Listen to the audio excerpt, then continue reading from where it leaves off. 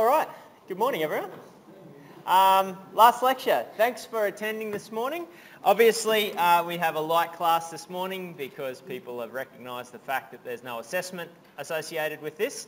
My objective for this morning, and I suppose I'll roll into the next slide here, we're going to talk about exams and exam techniques, and you guys will have sat any number of tests and exams and things in the past.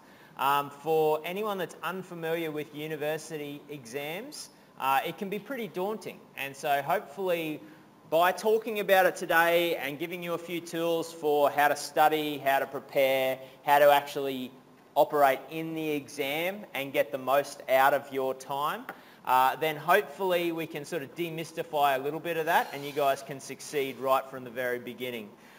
Because PH1005 and MA1000 are fairly challenging subjects. They're sort of your first really complex subjects for university. And if you can get over the line with them and get comfortable studying techniques going for those subjects, then you'll be in really good stead for the rest of the university. All right. And as I said, this is our, implementing practical skills for university life. You'll have noticed that we've had probably 3 lectures, maybe more content on this area. And this is an area that has never been in any subjects in our degree before until we rework this subject specifically to give these tools to you guys. So hopefully you find them useful. If you do find them useful, I'll talk about feedback at the end, but anything we can improve or anything that you actually find useful, please mention in that feedback and I'll talk about that later. All right, so we talked a little bit about studying in the very beginning of the semester, and largely what I focused on then was how you plan your study throughout the semester. And it's hopefully everyone's been studying ongoingly, and then the road to exams at the end of the exam period will be a lot easier for you. If you haven't been, then you need to be putting in some massive hours in the next few weeks. We have obviously spot vac and then the 2 weeks of exams, and those periods are no classes, no nothing, just purely you guys studying. And how you manage your time throughout that study period is really important. So effectively you need to work out your exam schedule for starters. Who knows when's physics?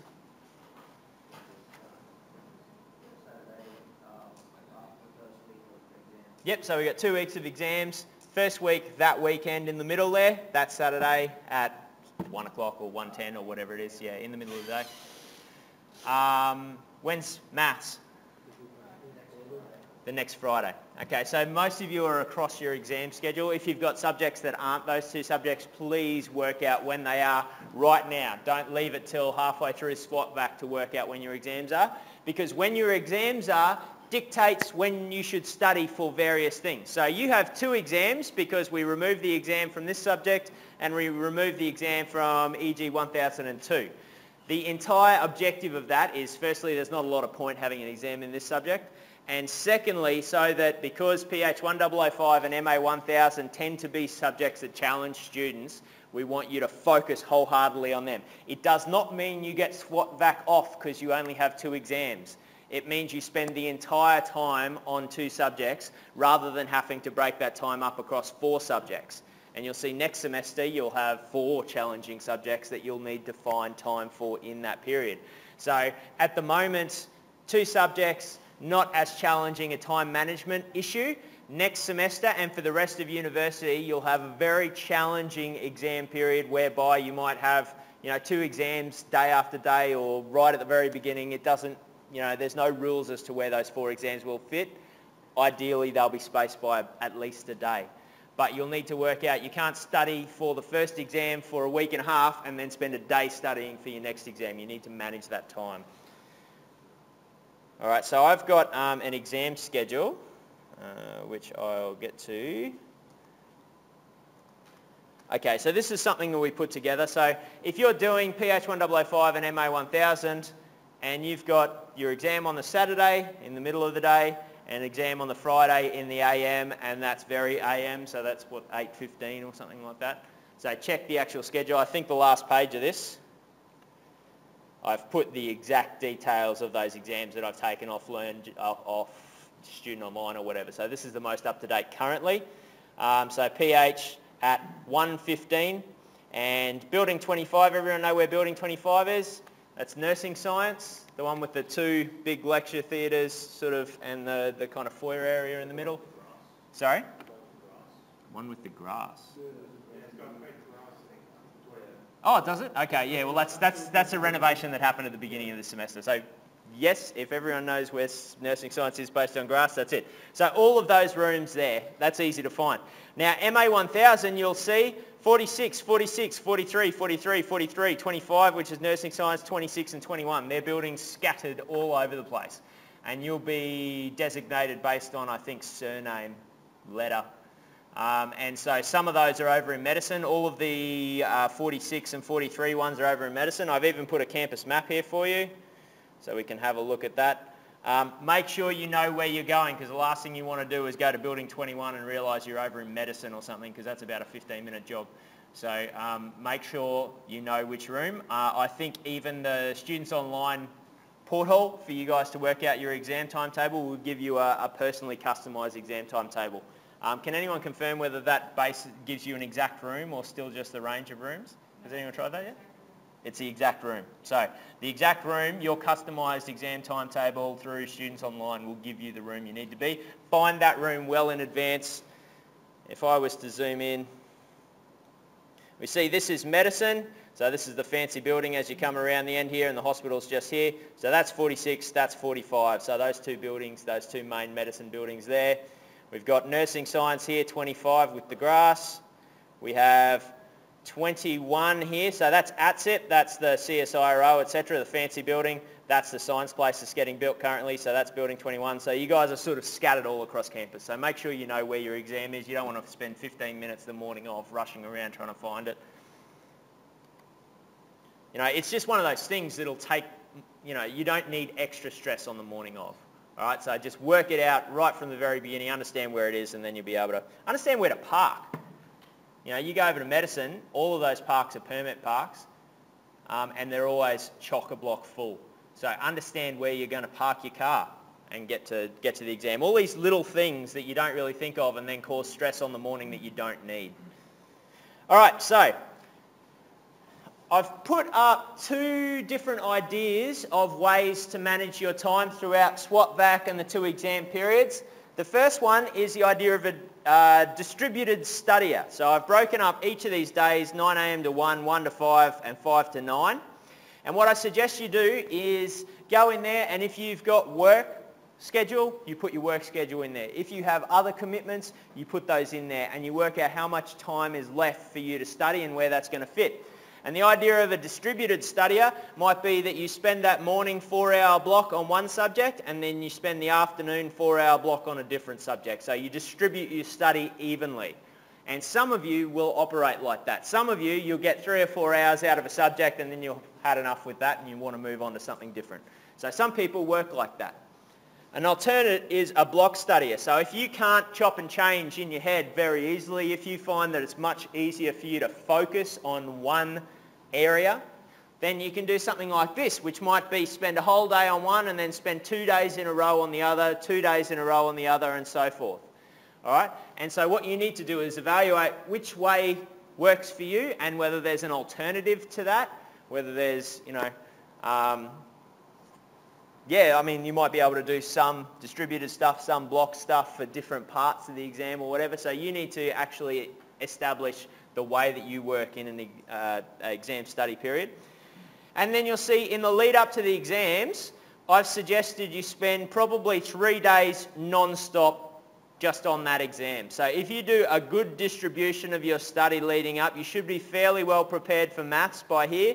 Leave maths for a few days, go and focus on physics and fully immerse in it.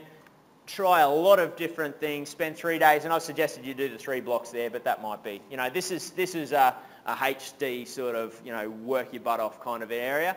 If you want to tone it back by, you know, a couple hours a day or whatever, work within whatever you work within, okay?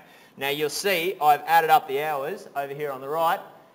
I've got if I did every single second of study in these times, I'd have 76 hours of study on physics and 88 on maths.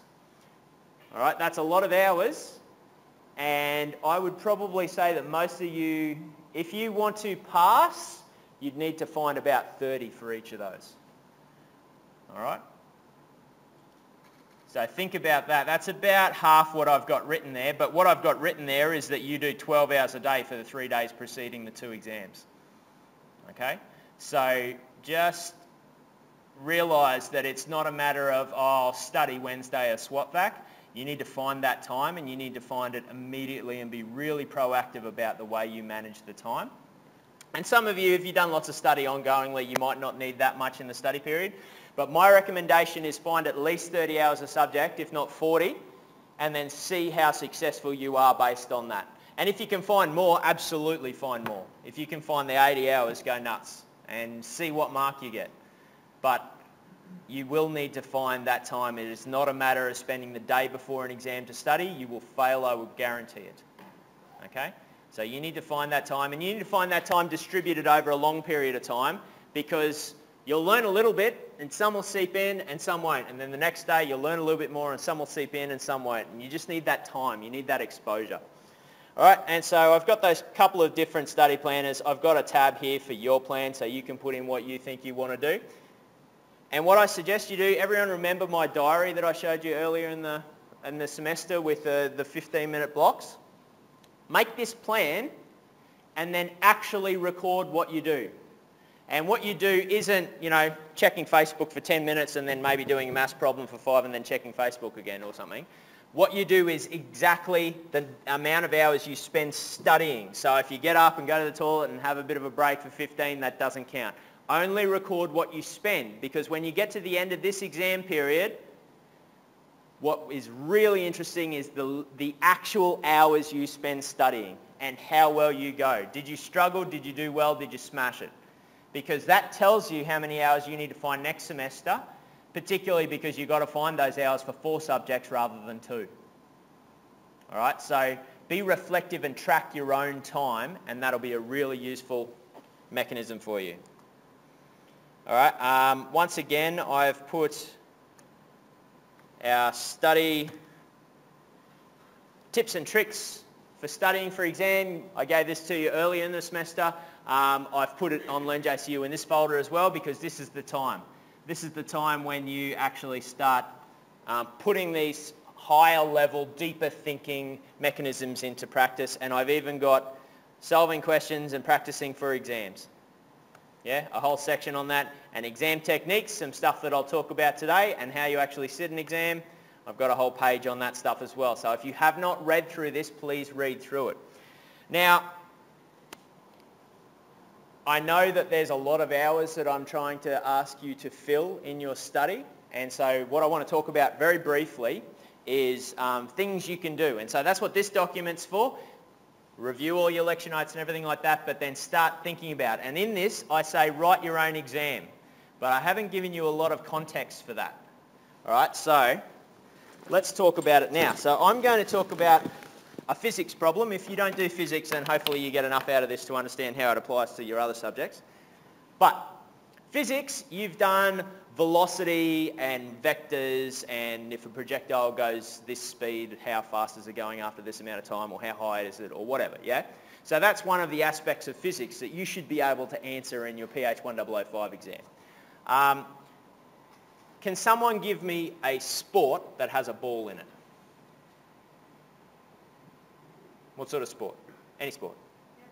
Netball. Perfect. Excellent example.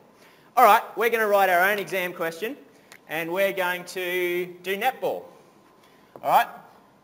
Let's say that this is our netball hoop. Ring, whatever. What do you call it, a netball? Hoop, maybe? How high is it, do you know? 3 meters? Good. And the D that you have to be in to shoot from, what's the radius of that? Like 4 meters or something like that? Yeah, let's say 4 meters. You can measure this, you can find it online, 4 meters. All right, we have our person and let's say the distance to someone's hand, what's that? 1.5 metres maybe? Tall person. Tall people normally do the shooting in netball, I guess. 1.5 metres. That's where our ball starts.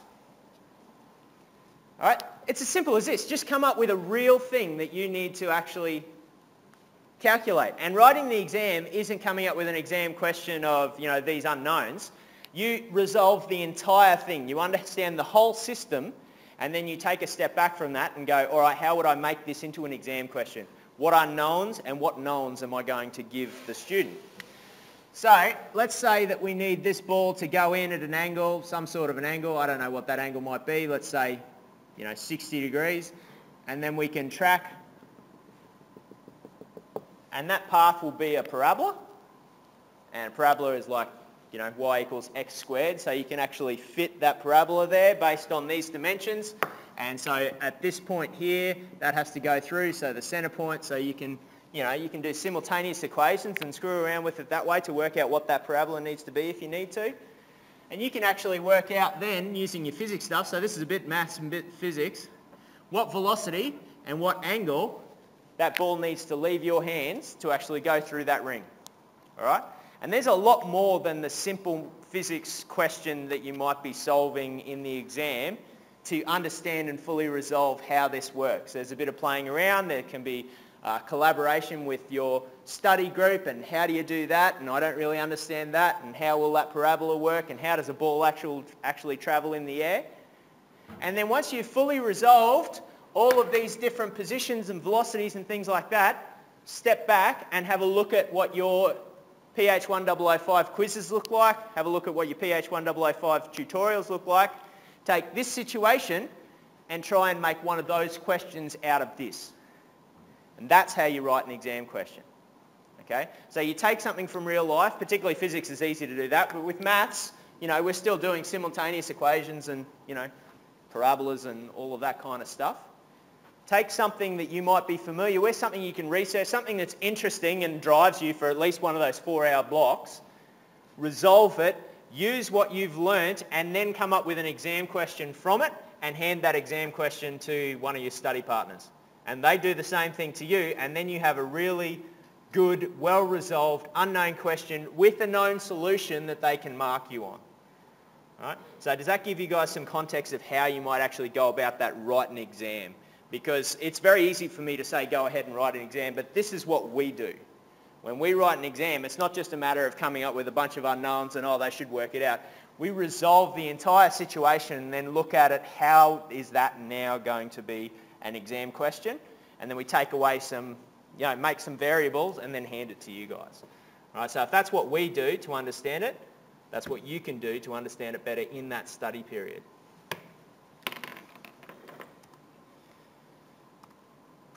All right.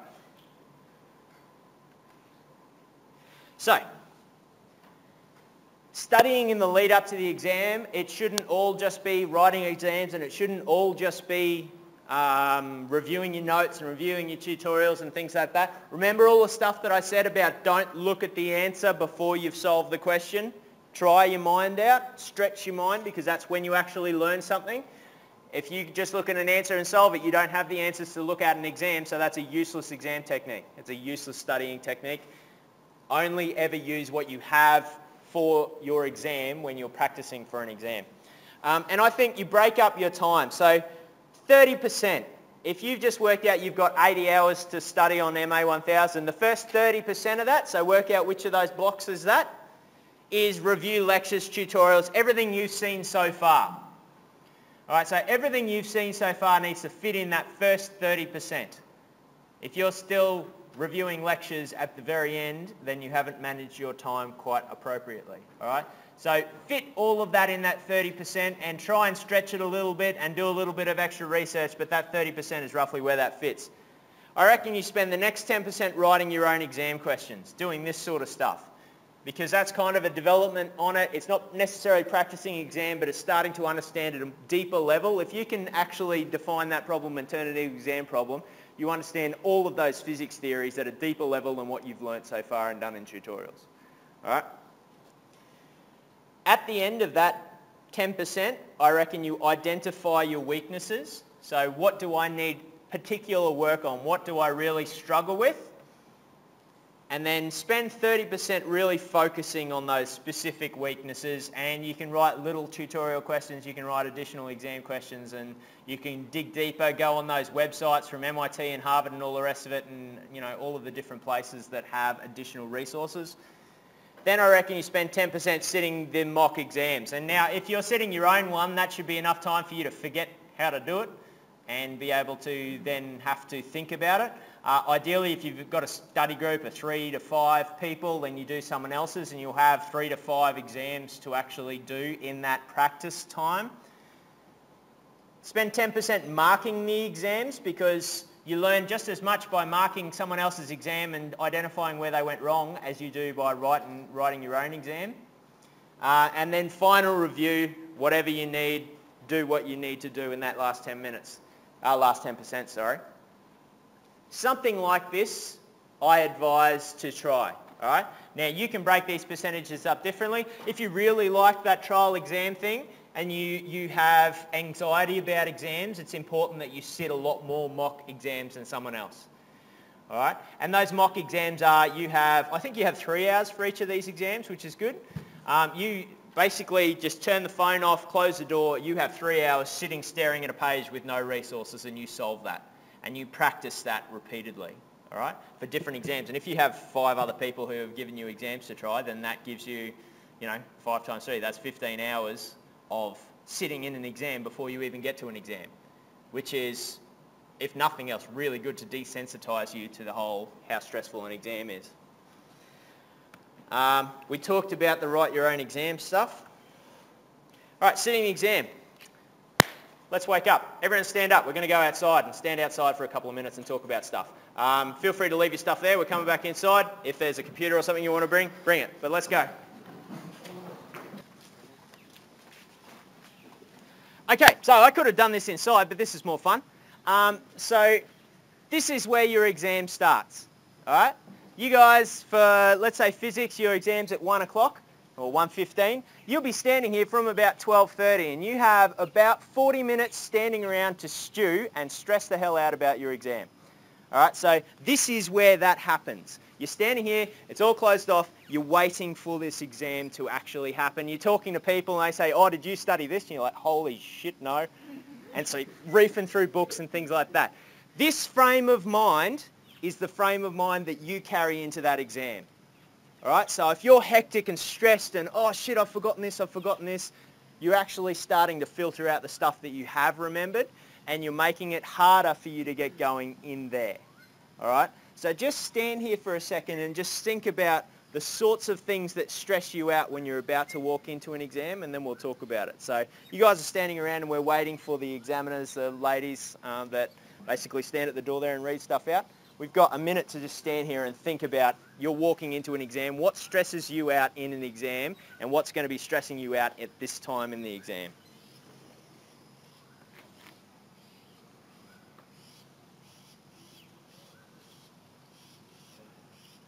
All right, why are you anxious? Why are you anxious now when you're about to walk into an exam? What's the issue? What's causing that anxiety? Anyone?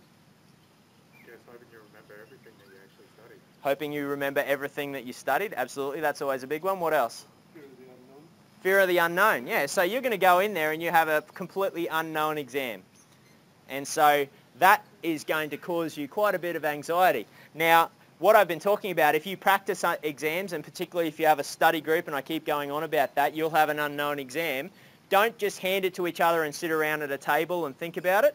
Spend, particularly if you get anxious in exams, spend 10 minutes in this frame of mind, standing there, waiting, stressing yourself out.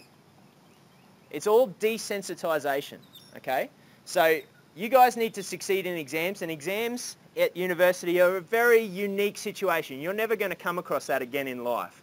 And this sort of stress isn't something that you really need to have to function in life, but it's something that will be a result of these exams. So don't just sit an exam, spend 10 minutes pretending you're standing outside waiting anxiously, what have I forgotten, what do I don't know. Get in that frame of mind, because then if you sit down and you start doing that exam in that frame of mind, that will simulate what's actually happening inside when you do the exam. Rather than, really good, I've just spent the last 4 hours studying and now I'm going to do an exam and I remember it all perfectly. That is not an accurate representation of how you will sit an exam. And so when you sit in the exam, you'll have more anxiety as a result of that. So think about the things that make you anxious and then try and simulate them or address them. So if we're worried about remembering things, then that's just good motivation to do lots of study. What else? Anything else making people anxious? Other people. Other people? Standing around here? Standing around Talking. Great. So don't talk to people. just be antisocial. Also, I am all about, you know, I like to get to things early and be ready to go just in case I've stuffed something up and, you know, my times are crooked or something like that. If you're here 45 minutes early, don't stand here. Go over to the library and just, you know, review something. On the second floor and the third floor, there's all those little cubicles. I used to, when I did exams, I like to come an hour before the exam and just go and spend half an hour over there and just take it easy and come over here 10 minutes before you're supposed to be here. And chances are, if an exam's at 8:15, the ladies won't let you in until 8:20 anyway. Don't bank on that. Be there at the exact time, but you don't need to be there 45 minutes before the time, because that interaction with other people will make you more anxious. You know, maybe that interaction with other people will make you realise you missed something and quickly memorise an equation or something like that. So there's pros and cons to it. But you guys need to understand the way that you work in an exam, and it's all practice from here on out. Okay. Anything else making people anxious? Sitting down for 3 hours? Not having enough time. Not having enough time? Yeah, so 3 hours is a lot of time. So not having enough time, we're going to talk about when we go inside there. And so that's about managing your time in the exam. Anything else? Cool.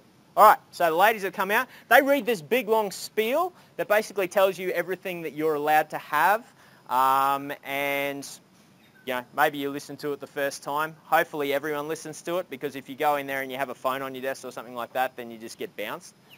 So make sure you understand what you're allowed to have in your exam. But they'll read that and take longer than you expect them to take.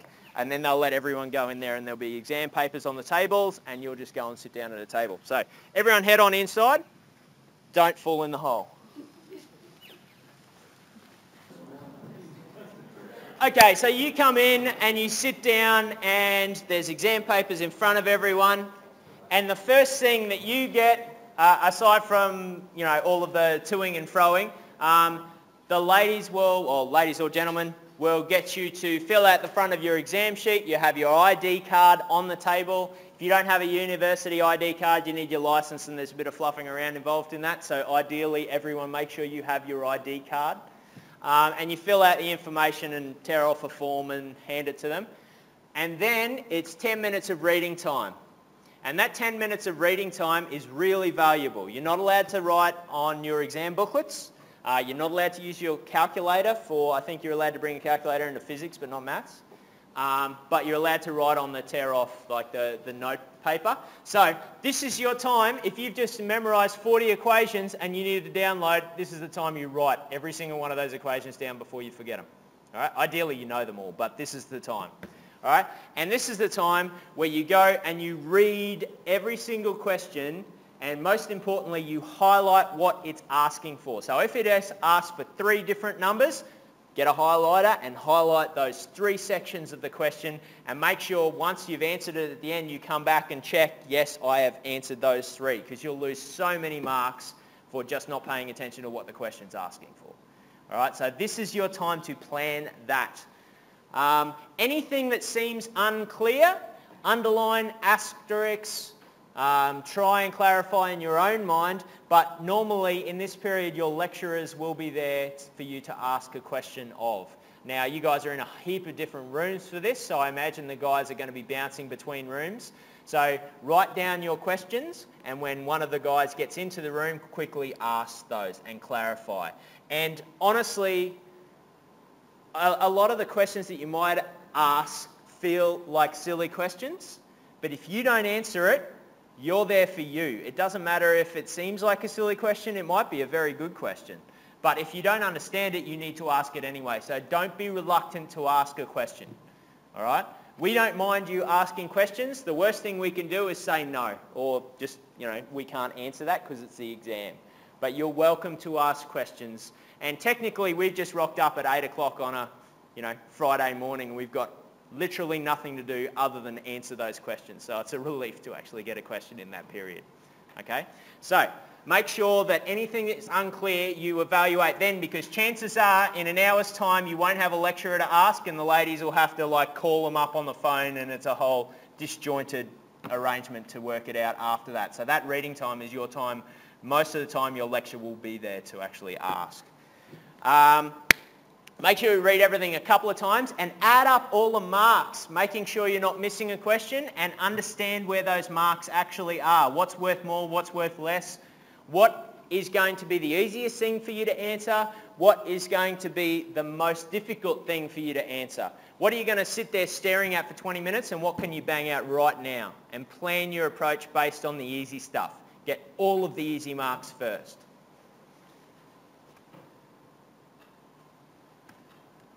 So, I think the last thing that I want to say on that is the way that you actually plan your time for the exam. All right? So this is what we were saying outside. One of the anxieties is I won't have enough time to finish all of this stuff. So what I suggest you do is plan out the first 2 hours of your exam if you have a 3-hour exam. And possibly plan that relatively balanced based on the assessment percentage of each question. So if there's 3 questions and they're worth 33% each, just divide that 2 hours by 3. If there's a 40% question and a 20% question and a 40% question, then, break up your time based on that and be really honest with yourself. Spend the time on those questions, the easy ones first, and then when you get to the end of that time, walk away and start one of the other ones, unless you're close and really on a roll, yeah? But if you're fighting a question, stop, walk away, start a different one. And allocate that time, and then the last hour might be to go back and finish off anything that you haven't finished. And that way you don't accidentally get stuck for 2 hours on a question that's worth 20% and then realise, oh shit, I've got an hour left and I've got all of these other questions. You're going to get a much better mark if you approach this based on purely acquiring percentage. What you need is to get as many of those percents as possible. All right, so plan your time and walk away from a question if it's taking too long. All right, plan your time such the easy ones first, and the time is relatively balanced based on its percentage. Okay?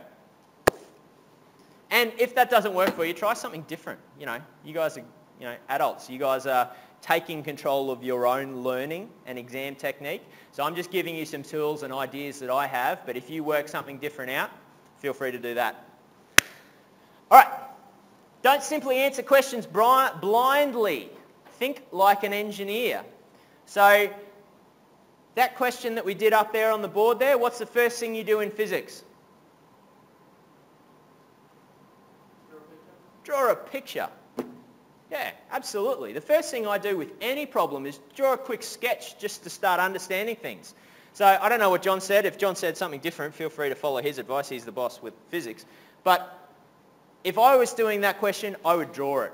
And then I would start drawing variables on it and writing what I did and didn't know. And I'd also start writing equations out. So what equations are applicable to this problem? I'd start thinking about the way that I solve this problem. So if you've developed a flow chart in your study for the way to solve a problem like this, and I suggest you do that, what do you do first, what do you do next, what do you do next, which equations do you apply? Write down the little flow chart and calculate a ballpark estimate.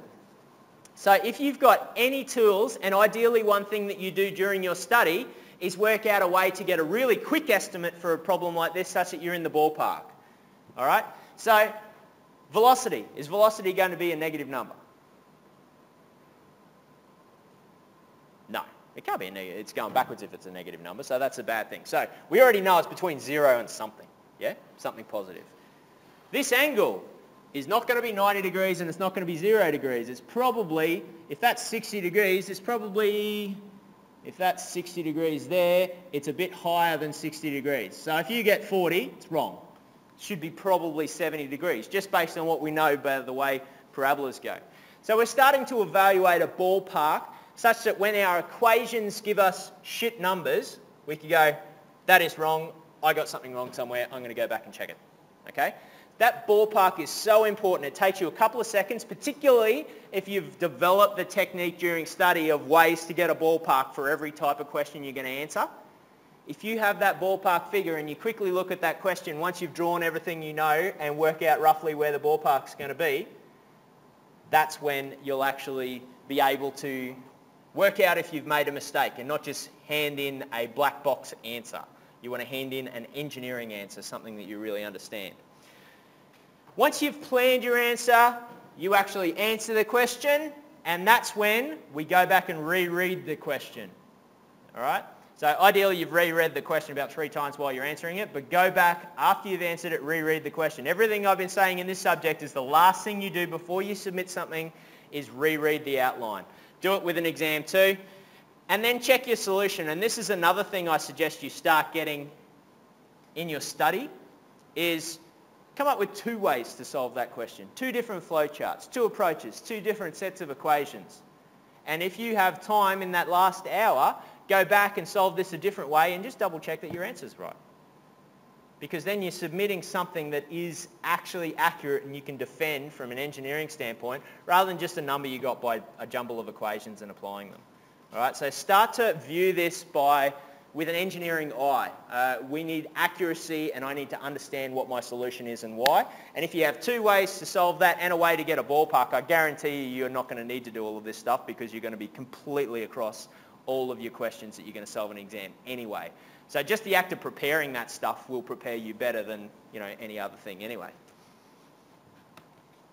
All right, check against ballpark, as I said, and use common sense. Is your answer, does it make any sense? In physics particularly, that's really easy because most of the time it's physical stuff we can visualize. Maths, possibly less so that's why you might need a little bit more study in there to develop ballpark ideas and things like that, and understand the bounds of different things.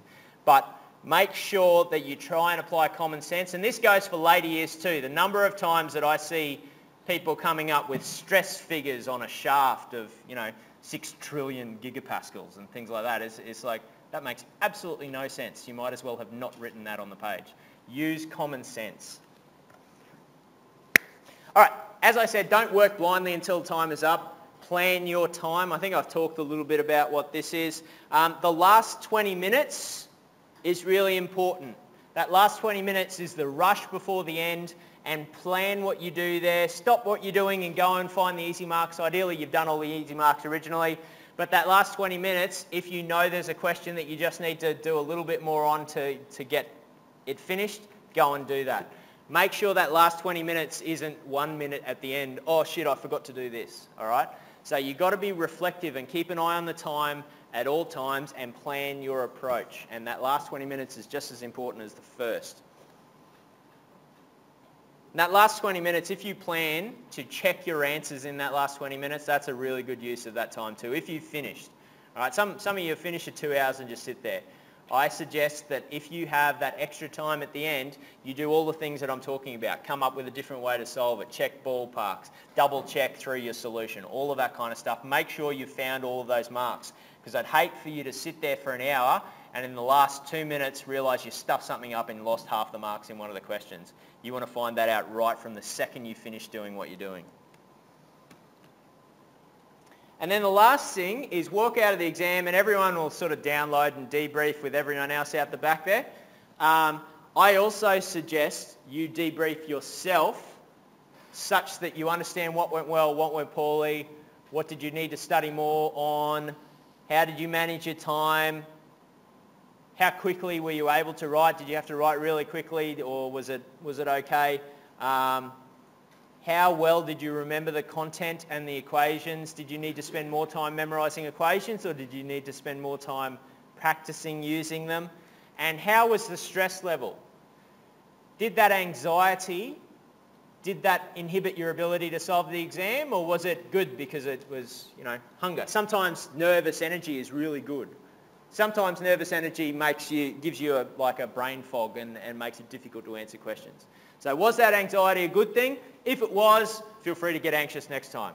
If it wasn't, try and do some of that desensitization stuff that I've been talking about and just practice and redo. Get yourself in the same mental frame of mind before an exam, stress yourself out, sit a practice exam, and then try and work out how you can function in those circumstances.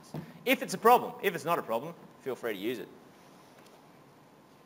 And so that's what I'm saying there. Try to practice whatever was a problem such that it's not a problem next time. Then you get 5 weeks holiday. Woo! End. So get through those exams and then you'll get your marks and everything will be good. All right? And you can sort of spend that 5 weeks really, you know, it's a short semester. It's 13 weeks plus 3, or 4 technically. But it is very dense and very sort of mentally draining. So use that 5 weeks to just kind of get mentally prepared for the next thing. All right, and that's everything I've got. Now, the last thing that I'll say, has everyone been getting annoying emails about providing feedback on their subjects yet? If you're not already, then you will be pretty soon. Basically, you get those annoying emails until you do the feedback. And you don't have to do the feedback. It's not compulsory.